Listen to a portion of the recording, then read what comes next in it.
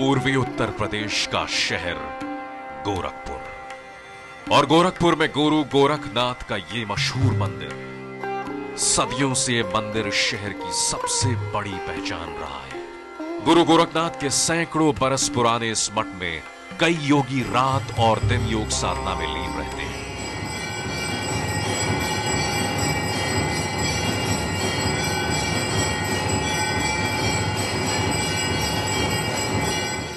लेकिन इस मठ में एक योगी ऐसा भी रहता है जो बन जाता है राजयोगी।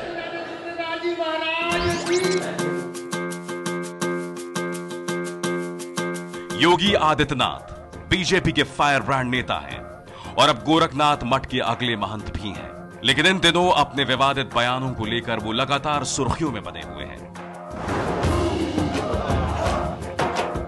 कोई जोधाबाई अकबर के साथ नहीं जाएगा, कोई दुष्ट सिकंदर अपनी पुत्री को किसी चंद्रगुप्त मौर्य को।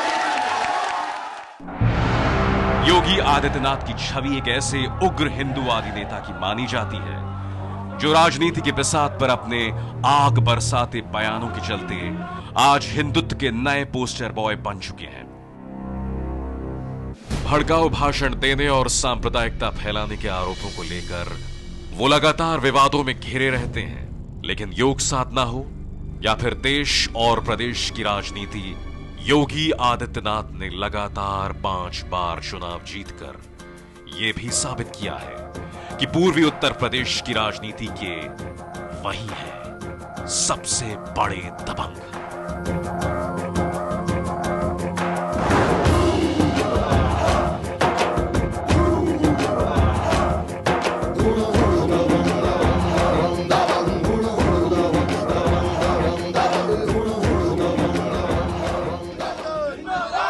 आश्चर्य करता हूं, हम लोगों को नोटिस इस आधार पर दी जा रही है कि हम लोग उत्तर प्रदेश सरकार के भ्रष्ट रवैये के खिलाफ इस सरकार के सांप्रदायिक एजेंडे पर न बोलें।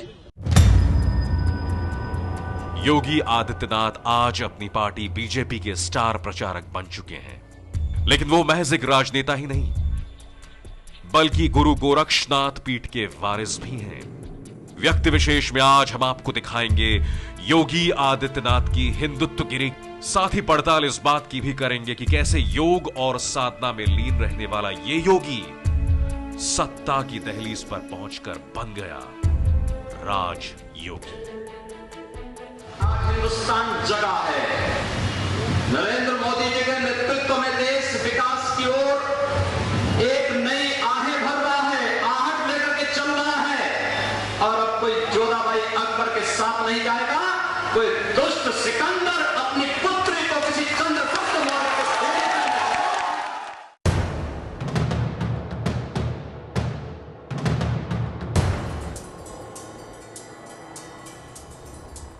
भारत माता की जय, माता की जय, राम जन्मभूमि की जय, राम जन्मभूमि की जय, कृष्ण जन्मभूमि। बीजेपी के स्टार प्रचारक योगी आदित्यनाथ सुर्खियों में है और साथ ही वो मुसीबत में भी घिरते नजर आ रहे हैं। चुनाव आयोग के आदेश पर उनके खिलाफ चुनाव आचार संहिता उल्लंघन के आरोप में एफआईआर दर्ज कराई गई है।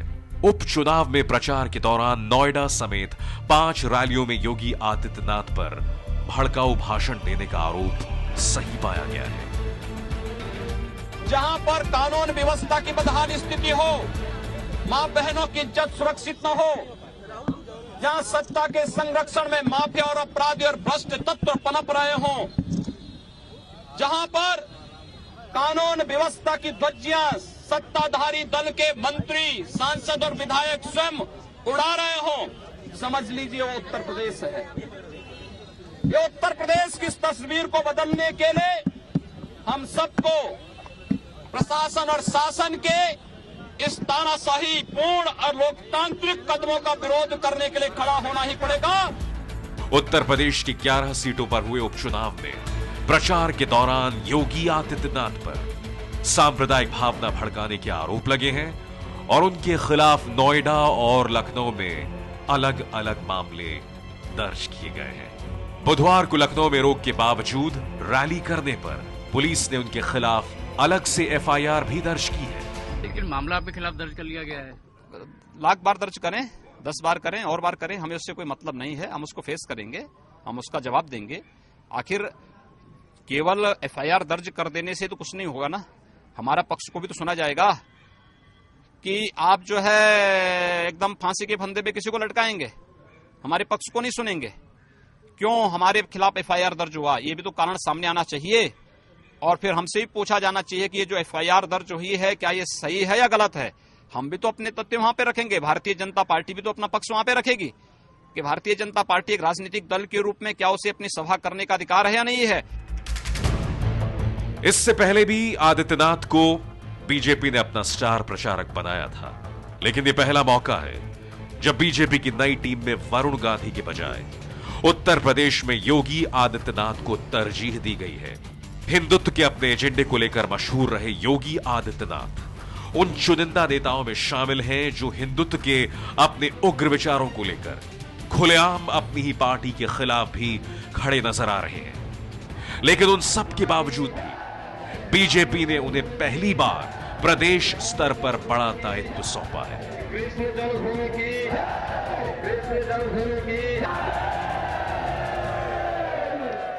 भारत का मुसलमान हज यात्रा करने के लिए जाता है, महोदय जब हज यात्रा करने के लिए जाता है उसकी पहचान तब भारतीय के नाम पर नहीं, पाकिस्तानी के नाम पर नहीं, बांग्लादेशी नाम पर नहीं, भारतीय उपमहाद्वीप का जो भी मुसलमान हज यात्रा करने के लिए जाता है उसकी पहचान हिंदू नाम पर होती है, उसकी पहचान भारतीय, पाकिस्तानी या बांग्लादेश के नाम पर नहीं। लेकिन अगर उसी हिंदू पहचान को हम इनके ऊपर यहां पर लागू करने का प्रयास करते हैं, इनको बुरा लगता है। हिंदू सांप्रदायिकता नहीं, हिंदू राष्ट्रीयता का प्रतीक है और भारत की राष्ट्रीयता का प्रतीक हिंदुत्व को बदनाम करोगे तो उसकी कीमत चुकानी पड़ेगी इन लोगों को। योगी आदित्यनाथ बीजेपी के स्टार प्रचारक ही नहीं हैं, बल्कि संसद में पार्टी का चेहरा भी बन चुके हैं। लोकसभा में मानसून सत्र के दौरान सांप्रदायिक हिंसा पर बोलने के लिए योगी आदित्यनाथ बीजेपी की तरफ से बोलने वालों में सबसे आगे थे। दरअसल उम्मीद ये थी कि बीजेपी इस मुद्दे पर किसी उदारवादी नेता को ही सामने लेकर आएगी, लेकिन सांप्रदायिक हिंसा के आरोप पर विपक्षी दलों को जवाब देने के लिए बीजेपी ने सबसे पहले योगी आदित्यनाथ को ही मैदान में उतारा था। कोई जोधाबाई अकबर के साथ नहीं जाएगा, कोई दुष्ट सिकंदर अपनी पुत्री को किसी चंद्रगुप्त मौर्य को उस आदमी को फौरन गिरफ्तार करना चाहिए, कानूनी कार्रवाई करनी चाहिए। वो समाज के लिए एक बड़ा खतरा है। बीजेपी में सारे राजनीतिक नेता उत्तर प्रदेश में पीछे धकेल दिए गए हैं और बदजुबानी और उन्माद और उत्पात पैदा करने के लिए योगी आदित्यनाथ को भड़कावेपूर्ण भाषण देने के लिए पेश किया जा रहा है। उत्तर प्रदेश के विधानसभा उपचुनाव के दौरान विपक्षी दल लगातार योगी आदित्यनाथ और बीजेपी पर चुनाव को सांप्रदायिक रंग देने का आरोप लगाते रहे हैं और आखिरकार योगी आदित्यनाथ के खिलाफ भड़काऊ भाषण देने का मुकदमा भी दर्ज हो चुका है। लेकिन ये पहला मौका नहीं है जब योगी आदित्यनाथ ने विवादित भाषण दिए हैं। उनके विवादों का सिलसिला उतना ही पुराना है जितना पुराना गोरखपुर में उनकी सियासत का सफर है। बीजेपी के फायर ब्रांड नेता योगी आदित्यनाथ उत्तर प्रदेश की गोरखपुर सीट से लगातार 5वीं बार जीतकर संसद पहुंचे हैं। कांग्रेस, समाजवादी पार्टी या फिर बीएसपी, कोई भी राजनीतिक दल अभी तक उनके खिलाफ यहां कोई तोड़ नहीं ढूंढ पाई है। दरअसल योगी आदित्यनाथ विकास के साथ साथ कट्टर हिंदू एजेंडे को भी अपना हथियार बनाए हुए हैं, लिहाजा कई बार विरोधी गोरखनाथ मठ का सियासी इस्तेमाल करने का आरोप भी उनके ऊपर लगाते रहते हैं। गोरखपुर समेत पूर्वी उत्तर प्रदेश का समग्र विकास हो, जो योजनाएं अधूरी पड़ी हुई हैं इनको पूरा करना, तो साथ साथ अपनी विचारधारा, हिंदुत्व इस देश की आत्मा है, राष्ट्रीय सुरक्षा की गारंटी है, इस देश के प्रत्येक नागरिक को सुरक्षा की गारंटी देता है। योगी आदित्यनाथ पूर्वी उत्तर प्रदेश में बीजेपी के कद्दावर नेता माने जाते हैं, लेकिन उन्होंने यहां हिंदू युवा वाहिनी नाम का अपना एक समानांतर संगठन भी खड़ा कर रखा है। हिंदुत्व के अपने एजेंडे और हिंदू युवा वाहिनी जैसे संगठनों के बूते ही योगी आदित्यनाथ की छवि एक उग्र हिंदूवादी नेता के तौर पर बनी है। लेकिन इसके पीछे उनके राजनीतिक करियर में आए पड़ाव और विवाद भी उतने ही जिम्मेदार हैं। योगी आदित्यनाथ की हिंदुत्व और विकास को लेकर अपनी घोषित प्राथमिकताएं भी हैं। यही वजह है कि कई बार उनका अपनी ही पार्टी बीजेपी से टकराव हुआ है और पार्टी भी उन्हें बर्दाश्त करती नजर आई है। अपनी इस ताकत को समझते हैं, अपनी इस राजनीति को भी समझते हैं, इसीलिए उन्होंने पैरेलल संगठन भी खड़ा कर रखा है जो हिंदू अभिमानी है। तो उसकी कोई जरूरत नहीं हो, बीजेपी की राजनीति करते थे। चूंकि संगठन का विस्तार है, उसकी एक ताकत है और इन तमाम जिलों में गोरखपुर, कुशीनगर, महाराजगंज, देवरिया, सिद्धार्थनगर, बस्ती, गोंडा, बहराइच, आजमगढ़ में वो संगठन बना हुआ है और जिताने हराने की उस चुनावी राजनीति में एक भूमिका उनकी रहती है। इसलिए पार्टी उनको बर्दाश्त करती है और उनको वो भी अपनी ताकत को जानते हुए पार्टी को अपने हिसाब से ब्लैकमेल भी कर लेते हैं। मैं आप सबके सामने आता हूं, तीन मोह से इस देश को खतरा है। एक मोह मनमोहन, दूसरा मोह मुलायम और तीसरा मोह मायावती।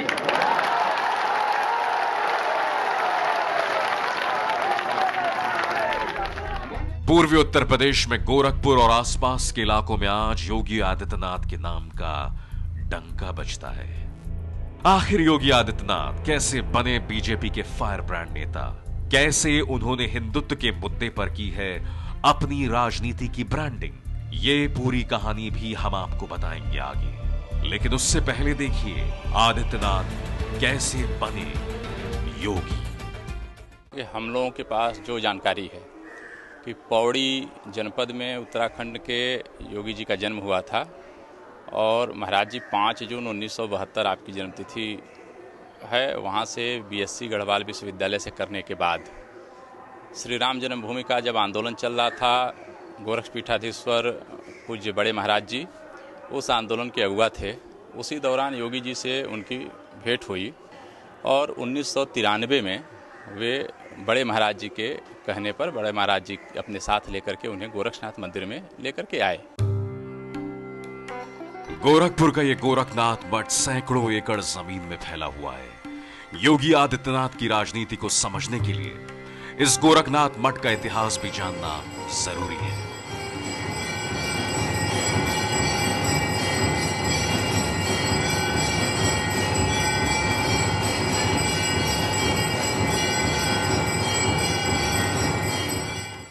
दरअसल 8वीं सदी में मत्स्येंद्रनाथ नाम के एक संत ने नाथ संप्रदाय की शुरुआत की थी। मत्स्येंद्रनाथ के बाद उनके शिष्य गोरखनाथ ने नाथ संप्रदाय को पूरे देश में संगठित किया था। इस गोरखनाथ मंदिर और मठ की स्थापना भी गोरखनाथ ने ही की थी। ऐसा माना जाता है कि इसी मठ से पूरे देश में नाथ संप्रदाय का विस्तार हुआ। नाथ संप्रदाय को जाति प्रथा के खिलाफ एक बड़े सामाजिक आंदोलन के तौर पर भी पहचाना जाता है। यही वजह है कि सभी धर्मों के लोग नाथ संप्रदाय में योगी हुए हैं। जो हिंदू धर्म में जाति प्रथा आ गई थी और बहुत भारी पड़ रही थी, उसको इन्होंने एकदम सरे नौ से नकार दिया। और दूसरा यह है कि इनका कि भाई जन्म मृत्यु के बंधन से मुक्ति हो जाएगी इसी जन्म में, और मोक्ष का जो कंसेप्ट है यानी हिंदू धर्म का, उसको हासिल करने के उद्देश्य से और उसका एक प्रैक्टिकल तरीका बताया जाता था। गोरखनाथ मंदिर आज जिस शक्ल में नजर आता है उसका निर्माण महंत दिग्विजयनाथ ने करवाया था। इस गोरखनाथ मठ को केंद्र मानकर ही पूरे देश से नाथ पंथ यहां आते हैं। योगी आदित्यनाथ ने भी 1 साल तक यहां नाथ पंथ की परंपरा के मुताबिक शिक्षा हासिल की है। 15 जनवरी 1994 को मठ के महंत अवैधनाथ ने उन्हें बाकायदा दीक्षित करके अपना शिष्य बना लिया और इस तरह 22 साल का नौजवान अजय सिंह विष्ट योगी आदित्यनाथ बन गया था। भारत के सामाजिक इतिहास में महात्मा बुद्ध के बाद भारत के सामाजिक परिवर्तन के लिए यदि किसी 2 महापुरुषों ने सबसे महत्वपूर्ण भूमिका निभाई तो उसमें आदि शंकराचार्य थे और गुरु श्री गोरक्षनाथ जी थे।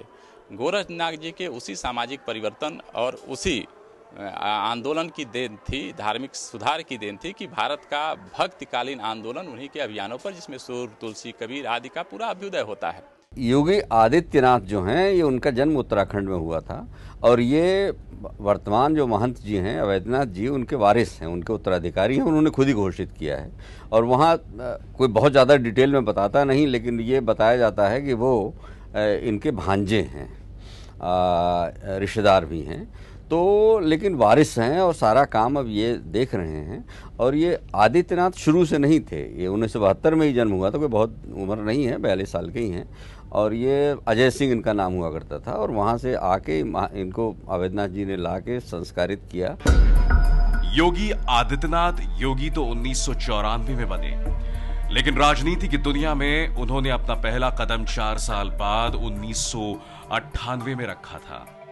हालांकि गोरखनाथ मठ से निकलकर राजनीति में आने वाले आदित्यनाथ पहले योगी नहीं है। इस गोरखनाथ मठ का राजनीति का सिलसिला काफी पुराना है और यह उस वक्त शुरू हुआ था जब 1946 में महंत दिग्विजयनाथ ने गोरखनाथ मठ में हिंदू महासभा का अधिवेशन कराया था।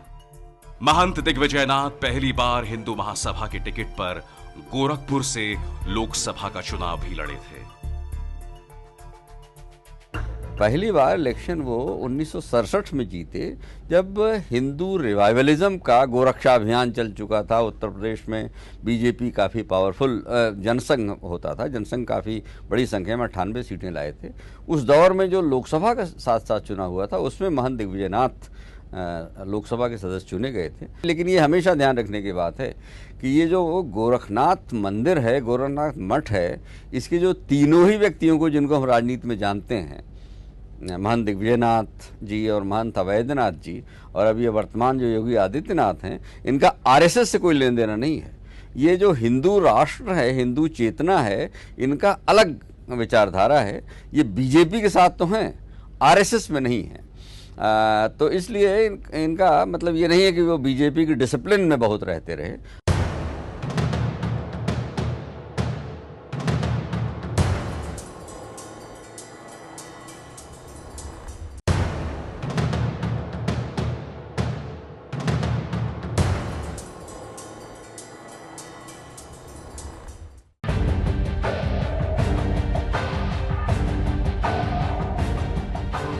गोरखनाथ मठ में राजनीति का यह सिलसिला 3 पीढ़ियों से चला आ रहा है। महंत दिग्विजयनाथ के बाद जब महंत अवैधनाथ गोरखनाथ मठ के इंचार्ज बने, तो वो भी हिंदू महासभा की टिकट पर गोरखपुर से चुनाव मैदान में उतरते रहे। महंत अवैधनाथ ने 1986 में विश्व हिंदू परिषद के राम जन्मभूमि आंदोलन की अगुवाई भी की थी। राम मंदिर आंदोलन के दौरान 1989 के लोकसभा चुनाव में हिंदू महासभा के टिकट पर गोरखपुर से चुनाव जीतकर वो संसद भी पहुंचे थे। लेकिन बाद में महंत अवैधनाथ बीजेपी में शामिल हो गए। जब महात्मा गांधी जी की हत्या के बाद राष्ट्रीय स्वयंसेवक संघ पर प्रतिबंध लगा और जिन परिवेश और जिन परिस्थितियों में जनसंघ की स्थापना होती है, वही परिवेश और वही परिस्थितियां गोरक्षपीठ को राजनीति की ओर ढकेलती हैं। और दिग्विजयनाथ जी महाराज जब राजनीति में आते हैं, उसके बाद बड़े महाराज यानी गोरक्षपीठाधीश्वर महंत अवैधनाथ जी महाराज उनके उत्तराधिकारी के रूप में राजनीति में रहे। लेकिन 1980 से लेकर के 1989 तक ये 9 वर्षों का कालखंड है, जबकि फिर बड़े महाराज ने तय किया था मीनाक्षीपुरम की घटना के बाद उन्होंने सामाजिक अभियान की ओर पूर्णतः अपने को परिवर्तित किया और तय किया कि वो राजनीति में नहीं करेंगे। राजनीति से उन्होंने संन्यास लिया था। 1996 के लोकसभा चुनाव में जब महंत अवैधनाथ मैदान में उतरे, तो पहली बार उनके चुनाव अभियान की कमान योगी आदित्यनाथ ने संभाली थी। लेकिन इसके 2 साल बाद ही जब 1998 में लोकसभा के चुनाव हुए, तो महंत अवैधनाथ ने अपना वारिस घोषित करके योगी आदित्यनाथ को लोकसभा चुनाव के मैदान में उतार दिया। और फिर यहीं से आदित्यनाथ का योगी से राजयोगी बनने का सफर शुरू हो गया। योगी आदित्यनाथ साल 1998 में राजनीति के मैदान में उतरे थे, लेकिन फौरन ही सियासत की उन्होंने दूसरी राह भी पकड़ ली। हिंदू युवा वाहिनी नाम का संगठन बनाकर आदित्यनाथ ने धर्म परिवर्तन के खिलाफ एक जबरदस्त मुहिम छेड़ दी थी। कट्टर हिंदुत्व की राह पर चलते हुए योगी आदित्यनाथ ने कई विवादित बयान भी दिए। लेकिन हर नए विवाद के साथ उनकी राजनीतिक ताकत और ज्यादा बढ़ती गई।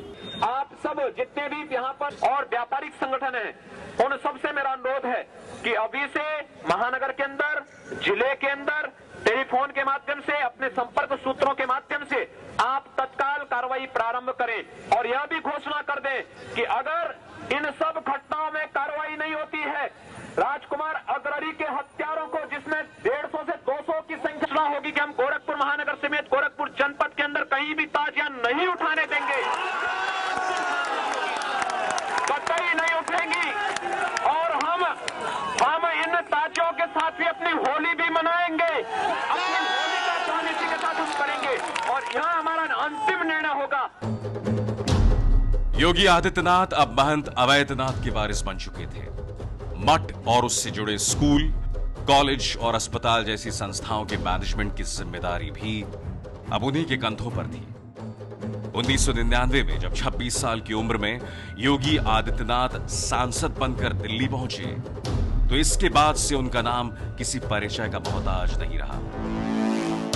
लेकिन महाराजगंज जिले के पचरुखिया कांड में उन्हें पहली बार पूरे देश में चर्चा मिला दिया। समाजवादी पार्टी की तत्कालीन नेता तलत अजीज को आज भी 14 फरवरी 1999 का वो दिन याद आता है जब धर्मपुर में जेल भरो आंदोलन की अगुवाई कर रही थी। ये गांव में जाकर के कब्रिस्तान में पीपल के पेड़ लगा रहे थे, कुछ कब्जा करने की इनकी नियत थी जो भी थी, और हम लोगों ने धरना दे दिया कि जेल भरो आंदोलन में गिरफ्तारी में जा रहे हैं, तो महाराजगंज वहाँ 14 किलोमीटर था दूर, तो यहीं पे हमारी गिरफ्तारी हो जाए। मेन रोड 2 किलोमीटर दूर पचरुखिया से जहाँ हम थे। इनको जब पता चला कि ऐसा कुछ वहाँ हो रहा है, तो ये बजाय गोरखपुर जाने के, और वहाँ फोर्स लगी थी क्योंकि इन्होंने 4 दिन पहले से ही वहाँ बड़ा उन्माद भड़काया हुआ था। पीएसी, पुलिस, एडमिनिस्ट्रेशन, सबका प्रेजेंस था वहाँ पर, सीओ था। उसके बावजूद ये आके और ये इन्होंने गोली चलाई मेरे पर, और उस गोली के उसमें मेरा जो अंगरक्षक था उस वक्त, हेड कांस्टेबल सत्यप्रकाश यादव, 26 साल का नौजवान लड़का, वो मारा गया। हेड इंजरी, इन्होंने मुंह पर गोली लगाई, उसकी चलाई।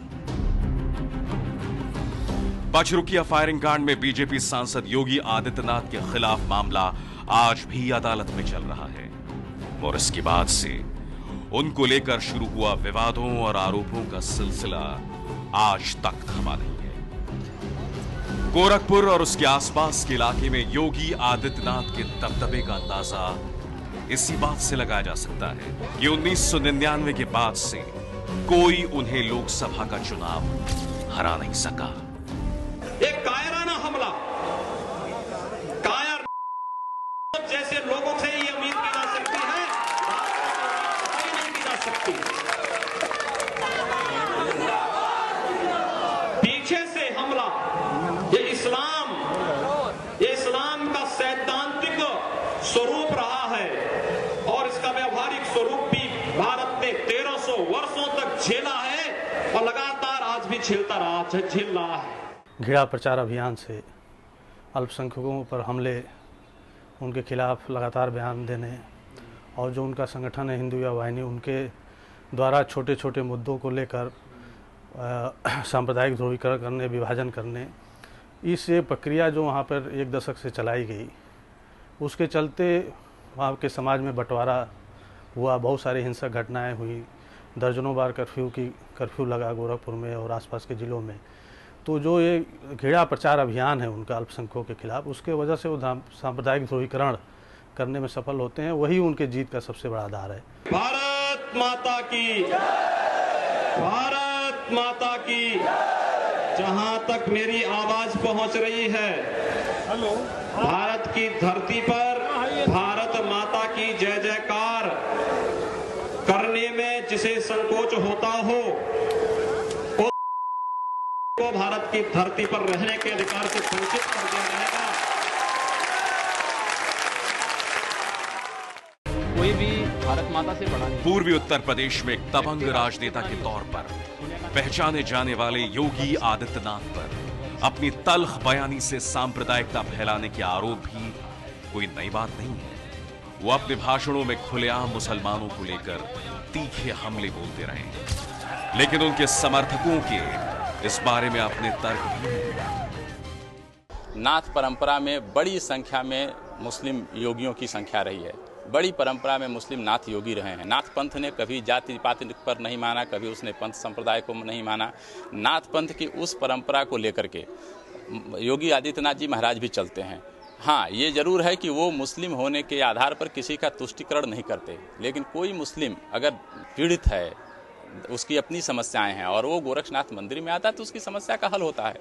हम सभी जानते हैं कि मकर संक्रांति के मेले में अधिकतम दुकानें मुसलमानों की भी होती हैं। तय कर रखा है कि अगर वो एक हिंदू बालिका को ले जाएंगे तो कम से कम 100 मुस्लिम बालिकाओं को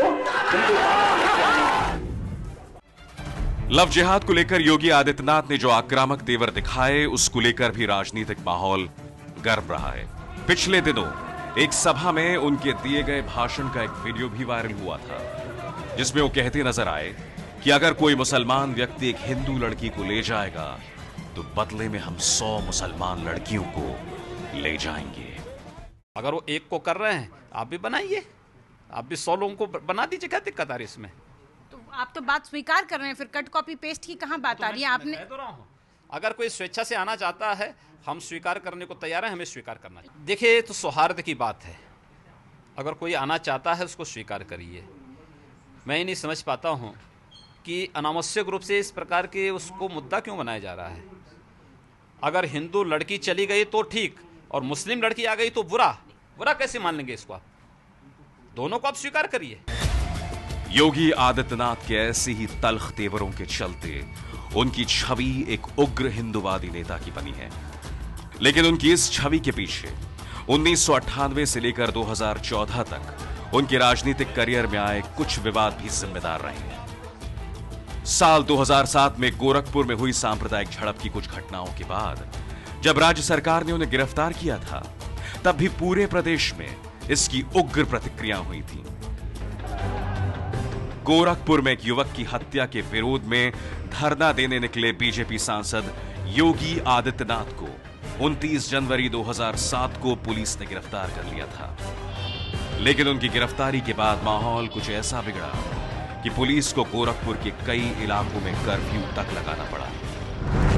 योगी आदित्यनाथ की यह गिरफ्तारी दंगा भड़काने के आरोप में हुई थी और उन्हें 10 दिन जेल की सलाखों के पीछे भी गुजारने पड़े थे। इस घटना के चश्मदीद और शिकायतकर्ता परवेज परवास की जुबानी सुनिए आगे की ये कहानी। उसी दिन हम स्टेशन से 27 जनवरी 2007 की रात में वापस आ रहे थे गोरखपुर, तो वहाँ महाराणा प्रताप की मूर्ति के नीचे शहर के 3 थाना क्षेत्रों में कर्फ्यू लगा था।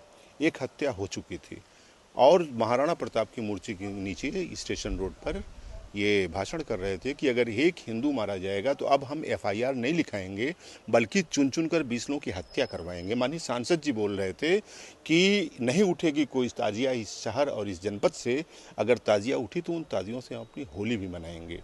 फिर वहाँ आगजनी भी हुई, लूटपाट भी हुई, जुलूस निकला, उसमें नारे लगाए गए कि जाएंगे तो राम राम चिल्लाएंगे। हमको लगा ये कि अब तो हमने उसकी तहरीर इंस्पेक्टर करंट को दिया कि साहब इस मामले में एक FIR पंजीकृत करके कार्रवाई की जाए। लेकिन कौन योगी जी के खिलाफ FIR दर्ज करता है? इंस्पेक्टर की हैसियत नहीं थी, नहीं दर्ज हुआ। फिर हमने प्रशासनिक अधिकारियों से संपर्क किया, स्टेट गवर्नमेंट से संपर्क किया, नहीं दर्ज हुआ, हाईकोर्ट तक जाना पड़ा। 2007 के इस मामले में हाईकोर्ट के दखल के बाद योगी आदित्यनाथ के खिलाफ कत्ल, भड़काऊ भाषण देने और उन्माद फैलाने की धाराओं 302, 153A, 153B, 295, 295B, 147, 143, 427, 452 के तहत कैंट थाना में मुकदमा दर्ज हुआ था। इस पूरे मामले की जांच CID को भी सौंपी गई और फिर यह मामला सुप्रीम कोर्ट तक पहुंच गया। फिलहाल इस मामले की जांच अभी जारी है। 2007 का यह अकेला मामला है जब बीजेपी सांसद योगी आदित्यनाथ के खिलाफ सरकार और प्रशासन ने सख्त रवैया अपनाया था। यहां तक कि कोर्ट से जमानत मिलने के बाद भी उनके गोरखपुर मठ से बाहर निकलने पर पाबंदी लगा दी गई थी। उस वक्त यह मामला संसद में भी गूंजा था। उस समय से महोदय राजनीतिक विद्वेष के तहत मुझे जिस प्रकार से राजनीतिक पूर्वाग्रह का शिकार बनाया जा रहा है, मैं केवल आपसे यह अनुरोध करने के लिए आया हूं, क्या मैं इस सदन का सदस्य हूं या नहीं हूं, और क्या सदन मुझे संरक्षण दे पाएगा या नहीं दे पाएगा। सभा की सभा हो रही थी, उस पर काफिला चला था और एक हेड कांस्टेबल सत्यप्रकाश यादव की मौत हुई थी, उसमें वो मुकदमा है, अभी भी चल रहा है, उसमें भी चल रहा है। और गोरखपुर में भी एक इनके काफिले से फायरिंग हुई थी जिसमें एक सरकारी गनर मारा गया था, उसमें उनके खिलाफ हत्या का मुकदमा दर्ज हुआ, तो अभी भी चल रहा है। फिर गोरखपुर में मजार को जलाने और आगजनी की घटनाओं में भी और सांप्रदायिक विद्वेष फैलाने और भाषण देने, आपत्तिजनक भाषण देने का भी मुकदमा दर्ज है। इसके अलावा उनके संगठन के लोगों के खिलाफ बहुत सारे मुकदमे दर्ज हैं। 2007 में इसीलिए उनको गिरफ्तार भी किया गया था। तो कई मामले तो दर्ज ही नहीं हुए, इतने दबाव, राजनीतिक दबाव से। और कुछ उत्तर प्रदेश की जो सरकारें रही हैं, चाहे कल्याण सिंह की सरकार के समय कई ऐसी घटनाएं हुई जिसमें इन्होंने दबाया, उनके खिलाफ एफआईआर दर्ज नहीं हो पाई।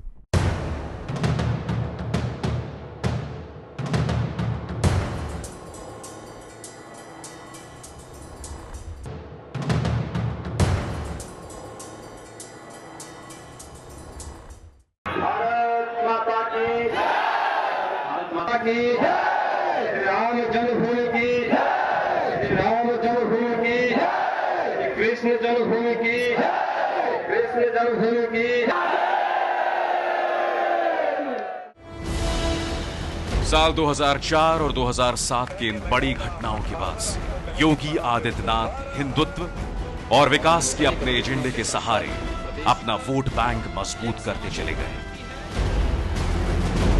गुजरते वक्त के साथ उनकी छवि बीजेपी के एक ऐसे फायर ब्रांड नेता के तौर पर बनती गई जो अपने काम में किसी का भी दखल बर्दाश्त नहीं करते थे, फिर चाहे वो खुद उनकी अपनी पार्टी के नेता ही क्यों ना हो। हिंदू या वाहिनी जो उनका संगठन है, जिसके वो संरक्षक हैं, हालांकि उसको वो सांस्कृतिक संगठन कहते हैं, लेकिन वो सांस्कृतिक संगठन नहीं है, बल्कि एक बहुत उनका मिलिटेंट ऑर्गेनाइजेशन है जो अल्पसंख्यकों पर हमले करने के लिए कुख्यात है। उनका संगठन भाजपा से काफ़ी झगड़े भी इतिहास में होते रहे हैं। वो कई बार संगठन अपने लोगों को जो टिकट दिला पाने में असफल रहे हैं, तो उस पार्टी के खिलाफ ही अपने उम्मीदवारों को भी लड़ाते रहे।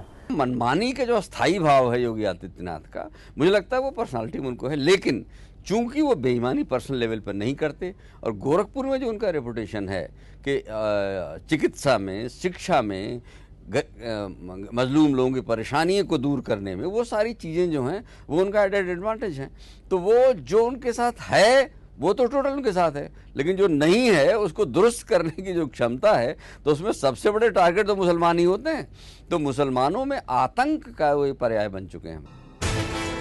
लेकिन योगी आदित्यनाथ की सियासत का एक और पहलू है। 1996 में 26 साल की उम्र में सांसद बनने वाले आदित्यनाथ के करीबियों का दावा है कि उनमें पहला वाला जोश और जुनून आज भी कायम है। वो सुबह 3 बजे जागते हैं और फिर रात 11 बजे तक उनकी जन सेवा का सिलसिला चलता रहता है। 5:30 बजे वो नीचे एक बार मंदिर में उतरते हैं। मंदिर का पूरा परिसर, जितना विस्तृत परिसर है, करीब 1 घंटा वो मंदिर की व्यवस्था की दृष्टि से टहलते भी हैं, मंदिर की व्यवस्था का निरीक्षण भी करते हैं। फिर वो ऊपर जाते हैं। ऊपर जाने के बाद तैयार होकर के फिर 8 बजे के आसपास नीचे उतरते हैं। फिर भक्तों के साथ, क्षेत्र की जनता के साथ, सबके साथ उनकी भेंट मुलाकात होती है। जब तक आए हुआ एक भी भक्त की समस्या रह जाती है तब तक वो नीचे रहते हैं। फिर 15-20 मिनट के लिए वे 10:30 पौने 11 में जलपान के लिए जाते हैं नीचे, और इसके पश्चात आकर के वे क्षेत्र में निकलते हैं। कभी कभी तो दोपहर में लौटते हैं, नहीं तो वो शाम के 8 साढ़े 8 बजे तक लौटते हैं। इसके बाद उनकी 9 बजे रात से शुरू होती है अपने विविध जो उनके जिम्मे सामाजिक संस्थाएं हैं, शिक्षण संस्थाएं हैं, चिकित्सा संस्थाएं, उन संस्थाओं के प्रमुखों के साथ बातचीत, उनके साथ उनकी दूसरे दिन की समस्याएं, उनका निदान, और रात के 11 बजे तक तो उनकी ये दिनचर्या चलती रहती है। अब इस तरह का जीवन अगर किसी का है तो स्वाभाविक रूप से यह जीवन योगी का जीवन है। गोरखपुर शहर पूर्वी उत्तर प्रदेश के करीब 15 जिलों के लिए आर्थिक गतिविधियों का केंद्र रहा है। उत्तर प्रदेश की सीमा से सटे बिहार के करीब 5 जिले से भी यहां लोग इलाज कराने और पढ़ाई करने के मकसद से आते हैं। लेकिन इन 19 जिलों के लिए गोरखपुर में सिर्फ एक मेडिकल कॉलेज है। दिमागी बुखार से यहां हर साल सैकड़ों बच्चों की मौत हो जाती है। गन्ने की फसल के लिए मशहूर इस इलाके की ज्यादातर चीनी मिलें आज बंद पड़ी हैं। इस पूरे इलाके में बाढ़ से तबाही का एक बड़ा मुद्दा सामने आता रहा है। शहर का इंफ्रास्ट्रक्चर खस्ताहाल है और यहां जल भराव एक बड़ी समस्या है। सांसद के तौर पर योगी आदित्यनाथ के लिए ये समस्याएं एक बड़ी चुनौती बनी हुई हैं, जिनके निदान का आज भी लोगों को इंतजार है। गोरखपुर में एम्स की स्थापना, गोरखपुर विश्वविद्यालय को केंद्रीय विश्वविद्यालय का दर्जा देना, गोरखपुर में महानगर के अंदर सीवेज ड्रेनेज की समस्या का समाधान के लिए हम लोगों ने जो प्रस्ताव दिया था उस स्वीकृत हुआ है। उस कार्रवाई को आगे बढ़ाना, आम जनता को शुद्ध पेयजल उपलब्ध हो, इंसेफ्लाइटिस की समस्या का पूर्ण उन्मूलन हो, जिससे यहाँ का किसान जो बदहाल हुआ है, चीनी मिलों के बंद होने से उसके सामने भुखमरी की स्थिति पैदा हुई है, उसके आर्थिक उन्नयन के लिए हम लोग ठोस योजना तैयार कर सकें, इस पर कार्य करेंगे।